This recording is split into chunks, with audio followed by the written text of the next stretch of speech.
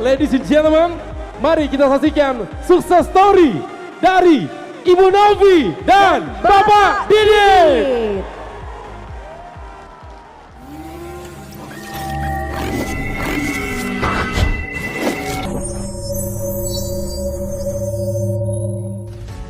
Assalamualaikum, saya Rini, ibu rumah tangga. Saya adik kandung dari Pak Didit Eko Ardianto. Dulunya Pak Didit itu pemalu, apalagi ketemu banyak orang. Tapi sekarang Pak Didit menjadi pemimpin yang hebat, yang besar, yang luar biasa. Sukses untuk Pak Didit. Assalamualaikum warahmatullahi wabarakatuh. Saya Khairul, saya adik dari Mbak Novi. Kalau melihat kondisi Mbak Novi sama Mas Didit yang sekarang, saya nggak heran ya, karena perjuangannya beliau sangat luar biasa. Assalamualaikum, saya Farel. Saya Dea. Kami anaknya Novi Didit. Mami papiku is the best.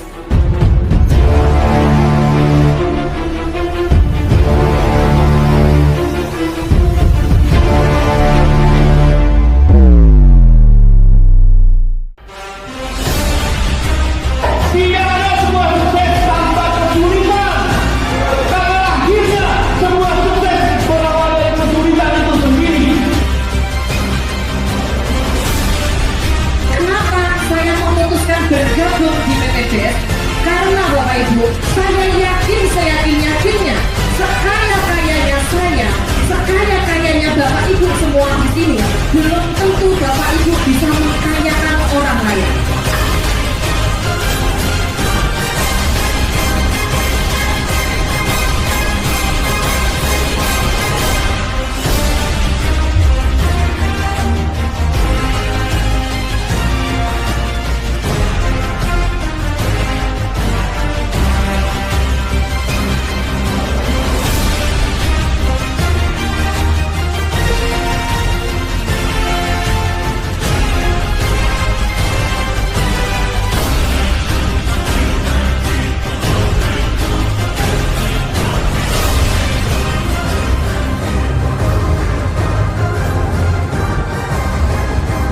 Ladies and gentlemen, berikan tepuk tangan yang meriah untuk Ibu Novi dan Bapak Didit.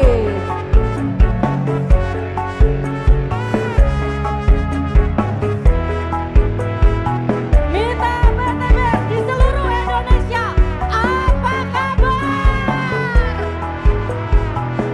Orang semangat, orang bahagia akan cepat meraih impiannya. Apa kabar? Terima kasih. Sekarang kita nyanyi dulu.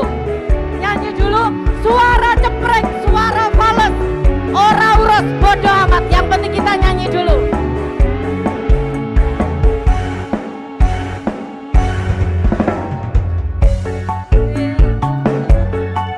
Jangan pikir maraimu man, gope jamur go nembah wage, pantang mundur terus nyambut gawe, pantang mundur terus nyambut gawe.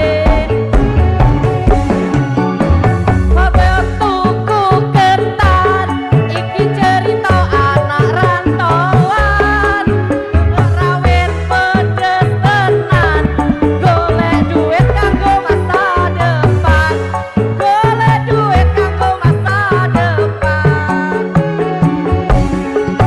Gesebut listrik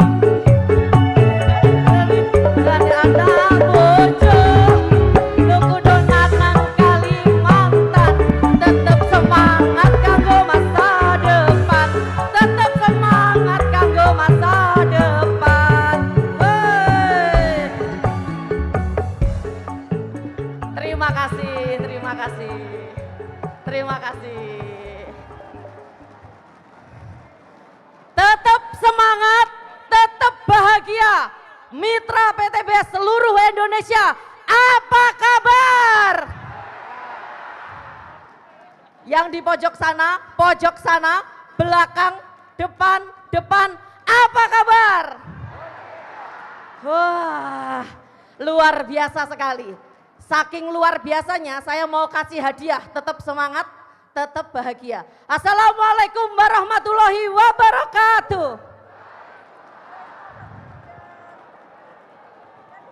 Cakep.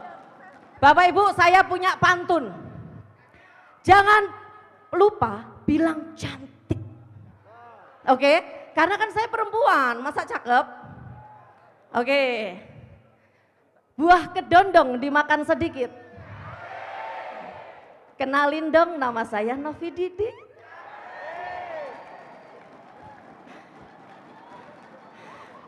Alhamdulillah, Bapak Ibu, saya adalah anak pertama dari 3 bersaudara yang terlahir dari rahim seorang ibu yang sangat sederhana. Saking sederhananya, sampai-sampai impian saya juga ikut sederhana, yaitu saya hanya ingin punya suami yang berdasi saja. Karena di desa saya, laki-laki yang berdasi kayak gimana gitu. Keren banget. Dan pasti kalau laki-laki berdasi itu mapan, kaya, dan akan bisa membahagiakan saya. Contohnya yang di depan-depan ini berdasi semua loh Bapak Ibu. Miliarder semua ini. Oh, jangan main-main. Sampai-sampai dulu ya, saya kalau lihat laki-laki yang berdasi, setiap kali berangkat kerja, lihat laki-laki berdasi saya selalu jomblong. Gini, mudah-mudahan suami saya nanti berdasi ya Allah, itu tok. Sangat simpel. Alhamdulillahnya Allah mempertemukan saya sama laki-laki yang baik. Postur tubuhnya tinggi, cakep, ganteng. Biasa mulut saya saking gantengnya suami saya seperti ini. Dan juga orangnya sangat supel. Dan yang pasti berdasi juga dong. Yang pasti berdasi juga. Nggak lama dari itu kita pun menikah Bapak Ibu. Dan ternyata lagi suami saya ini anaknya pejabat dari Surabaya weh. Anaknya orang kaya ternyata. Suami saya ini. Setelah menikah kita pun juga menjalani rutinitas yang ada. Saya sebagai ibu rumah tangga, suami saya sebagai owner di salah satu koperasi yang ada di Surabaya dan owner di 2 penginapan yang ada di Surabaya. Hidup kita damai Bapak Ibu, gak pernah susah, gak pernah mikir utang karena memang kita gak pernah berhutang. Apalagi suami saya selalu menuruti apa yang saya minta, apa yang saya mau. Setiap ke mall, saya lihat sepatu yang branded, merek-merek Coach. Saya hanya lihat gini aja, kata suami saya gini, Mami mau, ayo beli. Habis itu saya lihat sepatu, terus lihat baju yang merek-merek branded, hanya lihat aja, belum ngomong. Kata suami saya, Mami mau, ayo beli. Habis itu saya tes suami saya, coba sih nanti aku mau ngelirik berlian, beliin enggak? Di toko berlian saya gini di kaca, Mami mau katanya, mau, ayo beli. Cerita saya ini sampai viral di kalangan teman-teman saya sama teman-teman suami saya, viral Pak Bu. Pokoknya kita hidup kecukupan, gak pernah susah.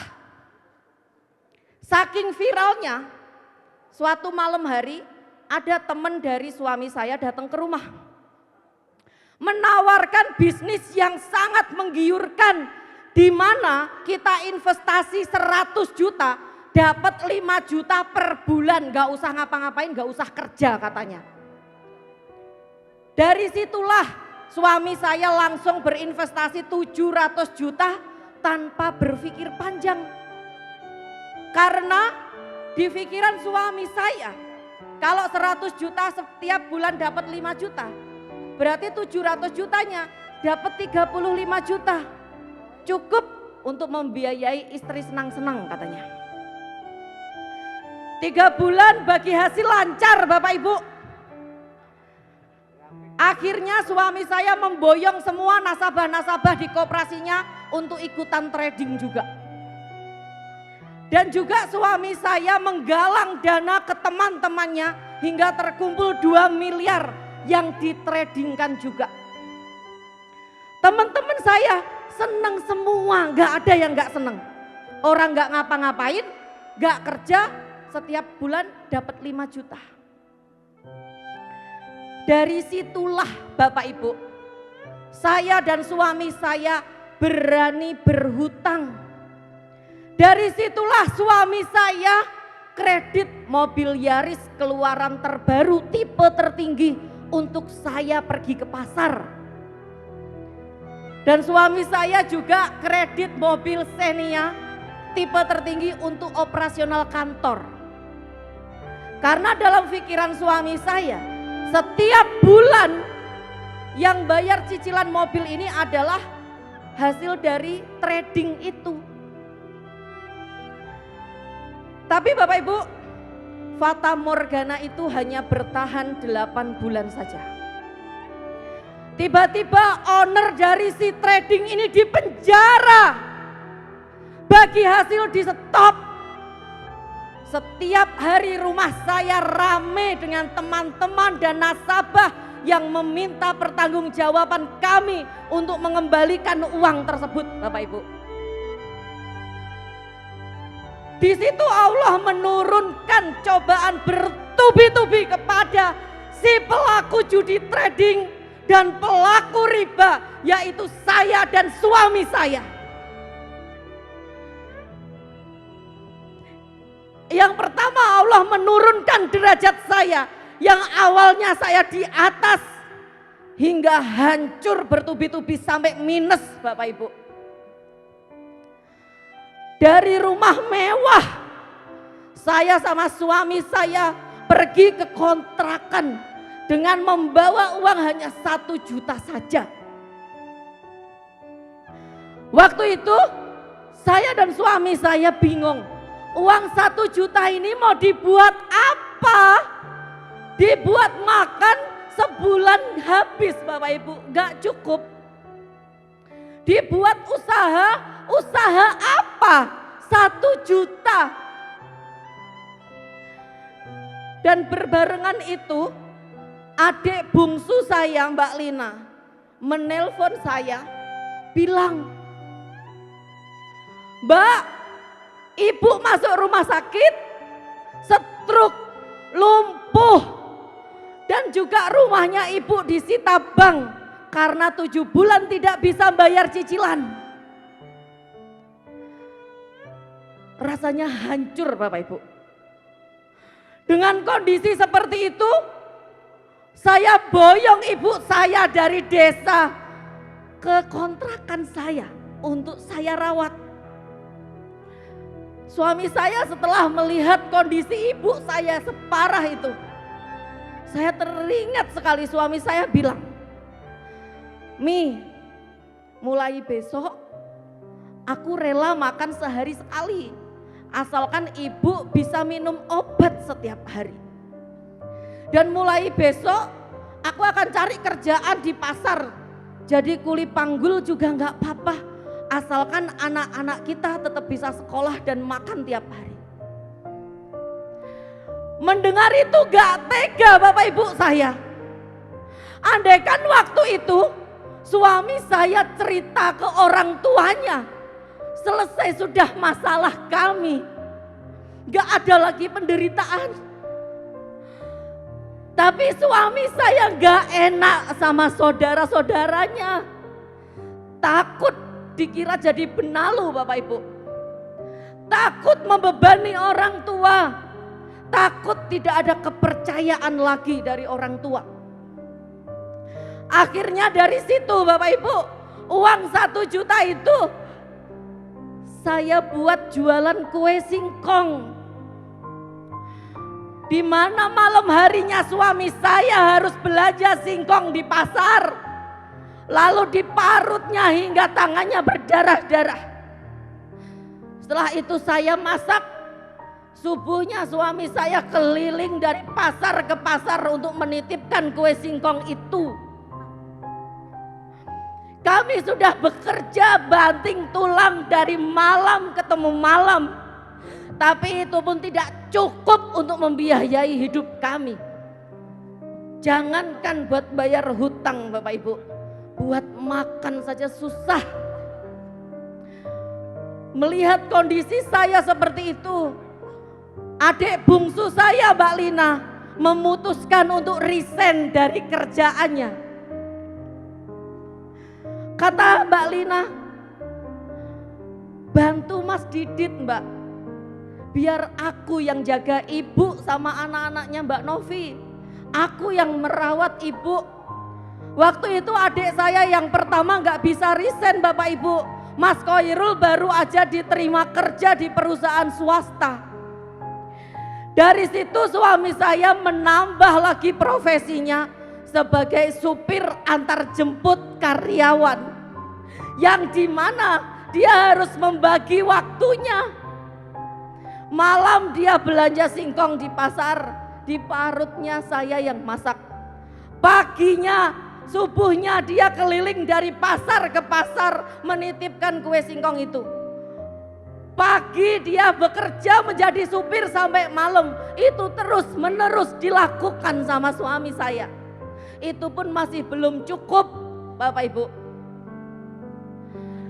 Yang paling teringat dalam pikiran saya Bapak Ibu, waktu malam hari adik bungsu saya bilang, Mbak, obatnya ibu habis, hanya cukup buat besok pagi. Di situ menyusul anak saya, Farel namanya, bilang, Mami, Farel udah lama sekali gak makan ayam. Farel sama adik Dea pengen makan ayam. Beli ya Mi besok. Saya bilang iya. Paginya saya pergi ke pasar Bapak Ibu, hanya bawa uang 4.000 saja.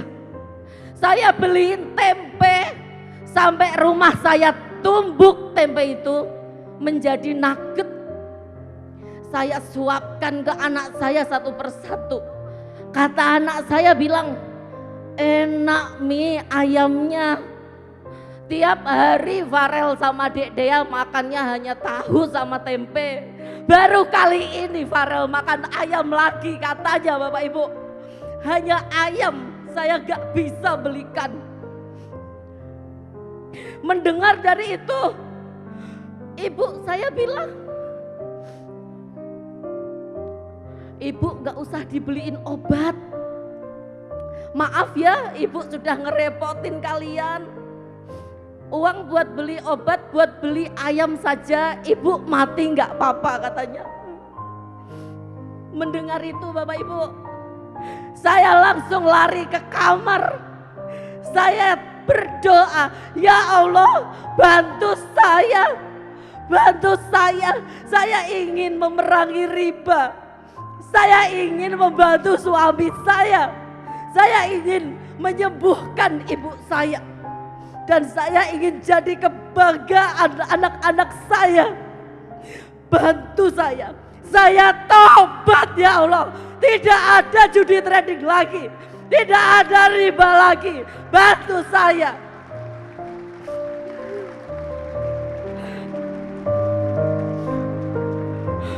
Gak lama Bapak Ibu, telepon saya berdering dari penjual kaset. Di mana penjual kaset itu bilang, Novi, kamu mau rumah lagi enggak? Kamu mau enggak kendaraan lagi? Kamu mau enggak punya penghasilan tambahan lagi? Kalau kamu mau, aku tahu caranya. Aku sudah membuktikan 2 hari aku dapat 4 juta. Kata si penjual kaset itu. Di situ saya terasa menemukan harapan baru Bapak Ibu. Tapi hati sama pikiran saya berkata, jangan sampai saya tertipu lagi. Jangan-jangan saya ditipu lagi. Tapi kalau saya nggak datang, Kalau saya nggak menemui si penjual kaset itu, ini saudara saya Bapak Ibu. Saya nggak enak. Akhirnya saya minta tolong ke suami saya untuk libur sehari Bapak Ibu. Untuk ngantarkan saya ketemu si penjual kaset di McD jam 9 pagi. Saya datang tepat waktu dengan membawa uang 100.000, itu pun hasil minjem teman saya. Di McD saya beli minuman hanya satu. Saya minum berdua sama suami saya. Tiba-tiba penjual kaset datangnya jam 11. Ini kalau bukan saudara saya, tak pecel-pecel. Asli. Mana Bu Nur Hayati Pak Didik?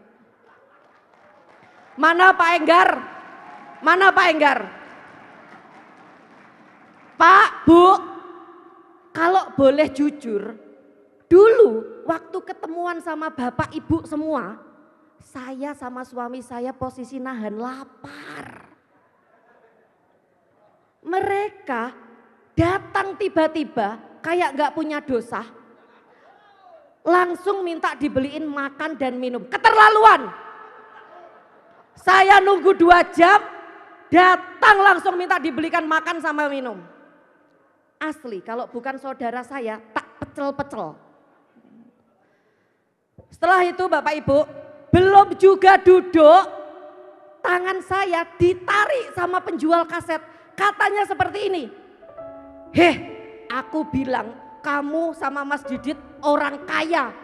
Jangan malu-maluin aku ya. Pokoknya kamu harus gabung. Kamu wajib gabung. Kalau kamu gak gabung, lo gue N. Gak usah saudara-saudaraan," katanya gitu. Habis itu dibilangin juga, nanti kalau dijelaskan gak usah banyak pertanyaan, pokoknya gabung. Itu kata penjual kaset. Saya sama suami saya Pak Bu duduk dengan wajah tegang. Pak Enggar jelaskan, "Bu Novi, Pak Didit ada pertanyaan?" Gak ada. Yang kedua dijelaskan, "Pak Didit, Bu Novi ada pertanyaan?" Gak ada. Bingung mau ngomong apa. Habis itu yang ketiga, "Bu Novi, Pak Didit ada pertanyaan?" Suami saya nyeletuk, "Ada Pak, Bapak join paket apa?" Katanya 62 juta paket priority. Suami saya bilang, "Ada gak di atas priority? Kalau ada saya gabung yang di atas priority," katanya. Gitu. Sayangnya gak ada. Paling besar, paling tinggi priority Pak Didit 62 juta, Pak Didit yang ganteng dewe katanya. Ya sudah Pak, saya ikut paket priority, nanti uangnya saya transfer. Sampai rumah Pak Bu, pikiran cemot-cemot, hati bingung. Uang 62 juta dari mana Pi? Orang dibuat makan saja susah. Motor buntut kita kalau seumpama dijual 10 juta nggak laku. Saya bilang gitu. Tapi suami saya mempunyai keyakinan yang sangat besar Pak. Kalau bisnis ini akan membawa perubahan yang dahsyat di hidup saya. Makanya kita putuskan, saya dan suami saya memutuskan untuk berhutang sekali lagi demi melunasi hutang selamanya. Dari situ saya sama suami saya silaturahmi ke teman, ke saudara yang masih percaya sama kami. Kami pinjam uang 2 juta, 1 juta, 5 juta, hingga terkumpullah 62 juta. Kami kasih cash 62 juta. Setelah bergabung Bapak Ibu, setelah bergabung saya sama suami saya bingung. Ini mau ngapain? Ini kerjanya bagaimana? Akhirnya kami pun pergi ke teman kami menawarkan bisnis ini. Kata teman kami seperti ini, "Gak usah bisnis gitu-gituan, bisnis yang real-real aja. Kamu kalau bisnis kayak gini nanti tambah melarat," katanya. Rauros bodoh amat. Habis itu saya pergi ke saudara saya tawari bisnis ini. Kata saudara saya gini, "Mbak Novi sama Mas Didit join dulu aja. nanti kalau udah sukses baru saya join. Saya buktikan. Habis itu saya pergi lagi, bertemu orang penjual cilok Pak, penjual cilok sama Gojek. Saya tawari, bilangnya gini, saya nggak suka bisnis cari-cari orang. Saya sukanya bisnis yang pasti-pasti, sekarang kerja langsung dapat uang. Katanya, rauros, bodoh amat, hidup saya yang tahu, bukan mereka.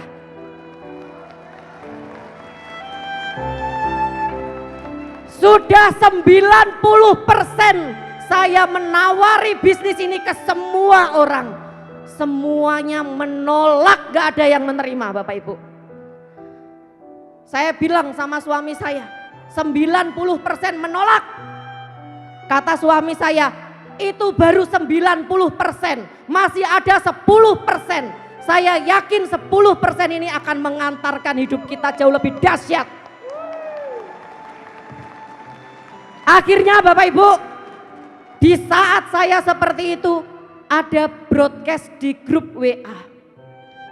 Di situ bilang ada seminar, pembicaranya Ibu Polwan, di mana 4 bulan dapat 7 mobilio.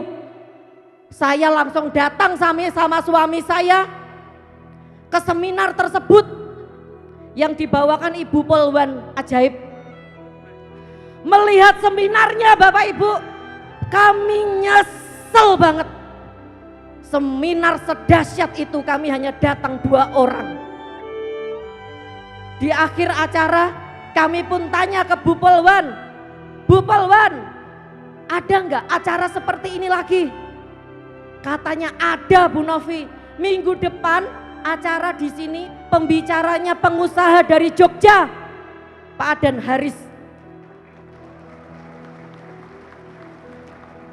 Mendengar itu Bapak Ibu, saya langsung mengajak adik bungsu saya yang lagi merawat ibu saya untuk ke seminar, dan saya langsung mengajak 60 orang untuk menghadiri seminar itu.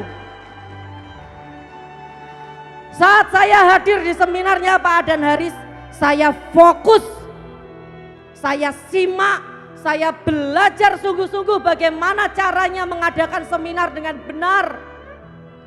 Setelah itu saya ngobrol sama beliau. Beliau mengarahkan saya, mengajari saya hingga saya bisa pede Bapak Ibu membuat seminar. Besoknya saya langsung gaspol bikin seminar di Surabaya, Sidoarjo, Gresik, Surabaya, Sidoarjo, Gresik, itu terus Bapak Ibu. Dengan berbagi shift dengan adik saya.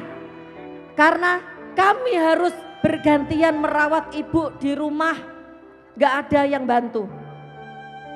Dengan keterbatasan waktu yang kami punya, dengan keterbatasan uang yang ada pada kami, alhamdulillah Bapak Ibu, dengan hitungan bulan saja saya bisa membeli mobil Innova cash tanpa DP, tanpa cicilan. Dan di situ saya bisa membayar hutang saya sedikit demi sedikit. Bukan hanya itu, ibu saya berangsur sembuh, adik bungsu saya pun bisa membeli mobil impiannya, dan juga bisa mengadakan resepsi pernikahan yang spektakuler di hotel berbintang tanpa meminta bantuan kakak-kakaknya. Karena adik saya tahu kakaknya itu banyak hutang, makanya dia tidak mau merepotkan kakak-kakaknya. Bapak Ibu, PT BES adalah wadah yang besar. PT BES adalah tempat di mana Bapak Ibu bisa mewujudkan impian Bapak Ibu dengan cepat. Maka manfaatkanlah PT BES untuk mewujudkan impian Bapak Ibu dengan cepat. Jangan sia-siakan waktu, karena waktu adalah usia.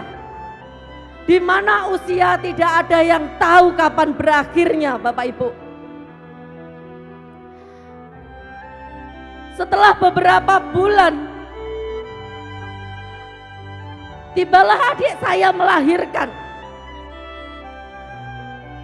Di saat itu adik saya telepon saya 1 jam sebelum melahirkan. Mbak, di mana? Di jalan, Dek, habis ini mau ke tempatnya sampean. Mbak, aku mau melahirkan. Doakan lancar ya. Titip anakku. Belikan perlengkapan bayi buat anakku. Dengan wajah senang saya pergi ke perlengkapan bayi sama suami saya. Setelah itu saya bergegas menuju rumah sakit. Di pertengahan jalan, adik saya yang pertama, Mas Khoirul, telepon. Mbak Novi di mana? Di jalan. Mbak, Delina meninggal. Meninggal, Dek? Iya, Delina meninggal. Mbak Novi cepat ke sini. Hancur Bapak Ibu. Hati saya hancur. Dia yang membantu saya merawat ibu saya sama anak saya. Saya pergi ke rumah sakit sambil menggendong keponakan saya yang belum sempat dilihat sama ibunya, belum sempat digendong, bahkan disusui.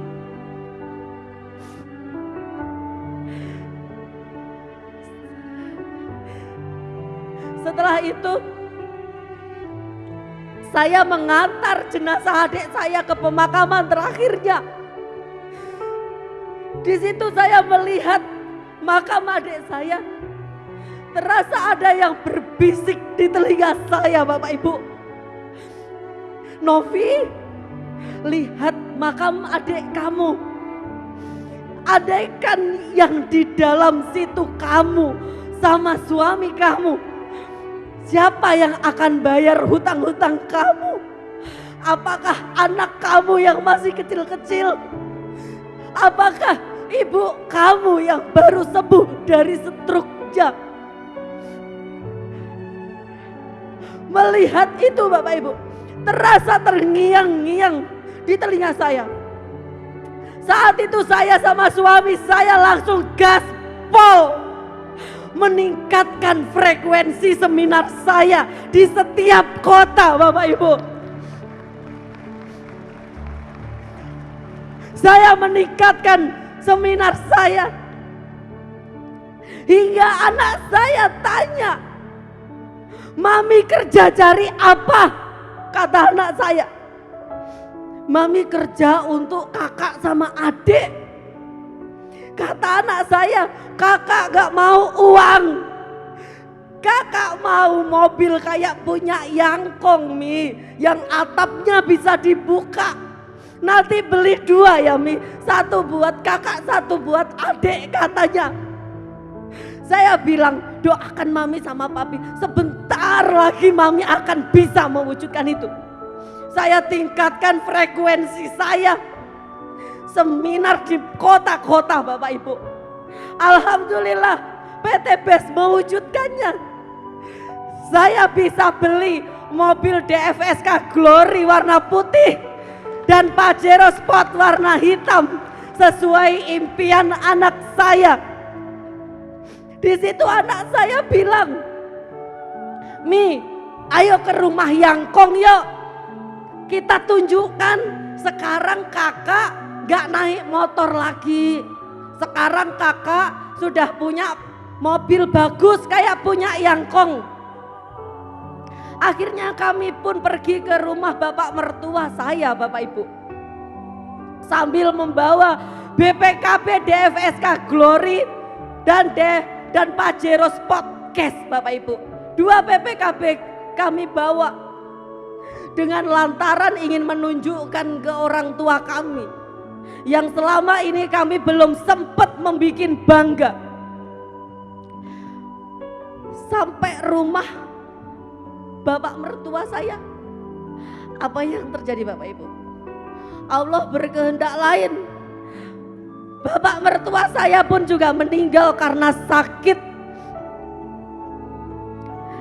Di situ, Pak Bu, melihat makam bapak saya, terasa ada bisikan dari bapak saya,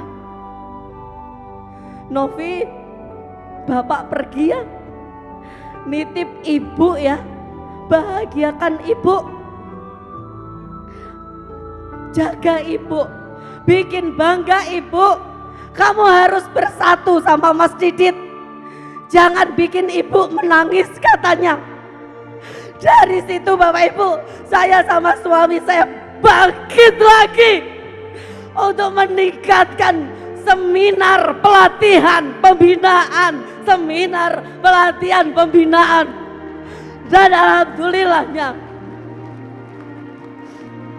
alhamdulillah wasilah dari PT BES Bapak Ibu, saya Novi Didit bisa punya 18 motor cash, 6 mobil cash, 2 Pajero cash, dan 1 rumah cash Bapak Ibu.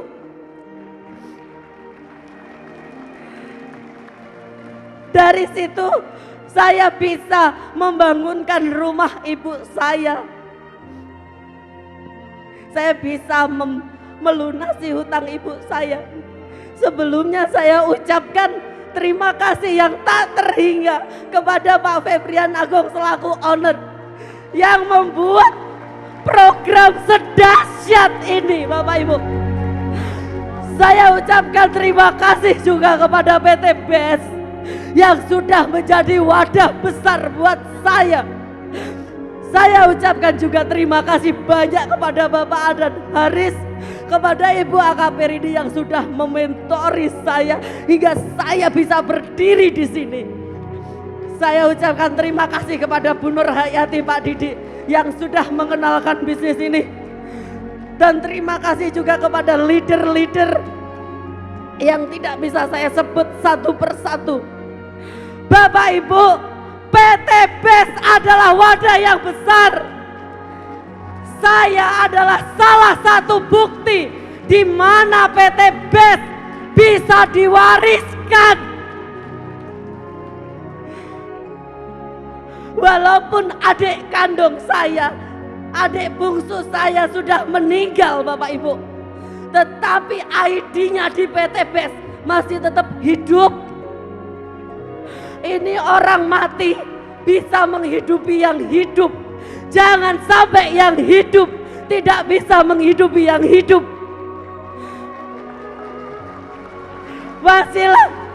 Wasilah dari PT BES Bapak Ibu.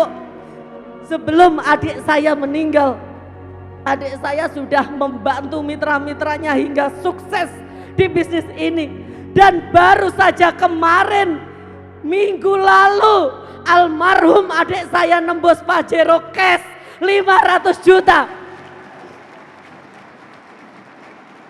yang jatuh ke tangan ahli warisnya, yaitu anak dan ibu kandungnya. Bapak Ibu, kalau teringat kisah adik saya teringat kisah Wali Songo Bapak Ibu, di mana Wali Songo itu sudah wafat, tetapi dari pelataran makamnya Wali Songo itu bisa menghidupi banyak orang. Di situ banyak orang berjualan di makamnya Wali Songo itu Bapak Ibu, hingga orang tersebut bisa sedekah, bisa umroh, bisa haji, bisa menyekolahkan anaknya. Itu sama dengan membangun masjid di akhirat sana Bapak Ibu. Begitu juga dengan adik saya. Adik saya meskipun sudah meninggal, bonus-bonusnya tetap jalan hingga bisa mengumrohkan orang tuanya tanggal 11 Oktober besok Bapak Ibu. Bapak Ibu, waktu tidak ada yang tahu kapan berakhirnya. Manfaatkan waktu sebaik-baiknya. Banggakan orang tua sebelum mereka tiada. Selagi kita dikasih kesempatan, dikasih waktu Bapak Ibu, maka jadilah pemenang. Jadilah pemenang. Jadilah pemenang. Setiap manusia pasti mempunyai impian. Jangan sekedar bermimpi, tapi wujudkan mimpimu. Di sini kita bergandengan dan berjuang bersama untuk wujudkan impian menjadi kenyataan. Saudaraku tercinta, hidup itu pilihan. Kadang di atas, kadang di bawah. Ada kala kita saat jaya, ada saatnya juga terjatuh. Terjatuh. Dan tidak ada seorang pun yang bisa menghindar dari masalah dan kesulitan dalam hidupnya. Karena masalah dan kesulitan itu akan selalu ada. Selalu ada. Seberat apapun masalah itu, seberat apapun kesulitan itu, jangan pernah menyerah. Jangan pernah menyerah.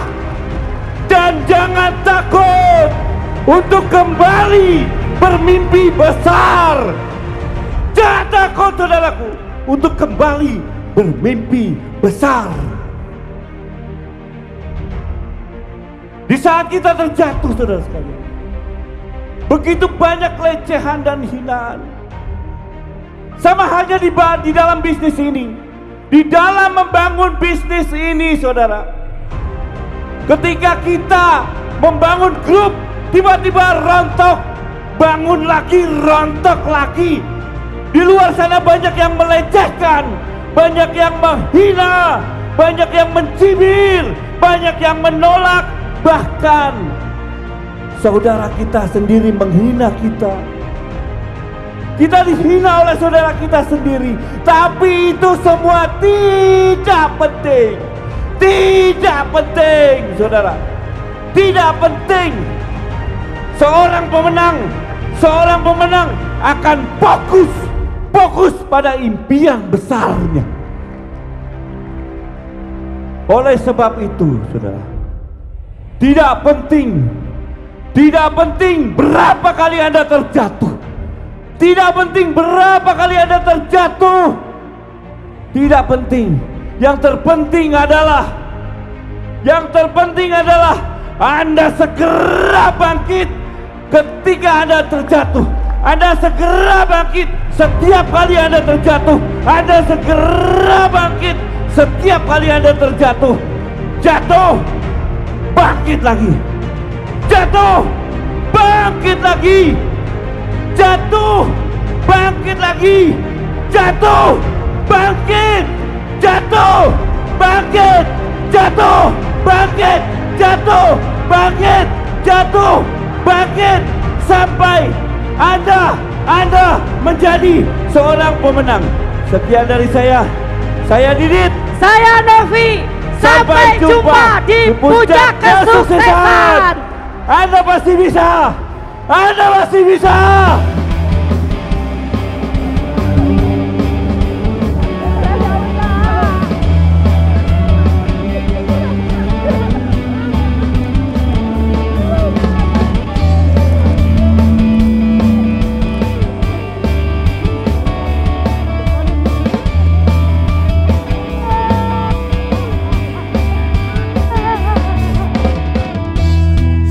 Setiap manusia pasti mempunyai impian.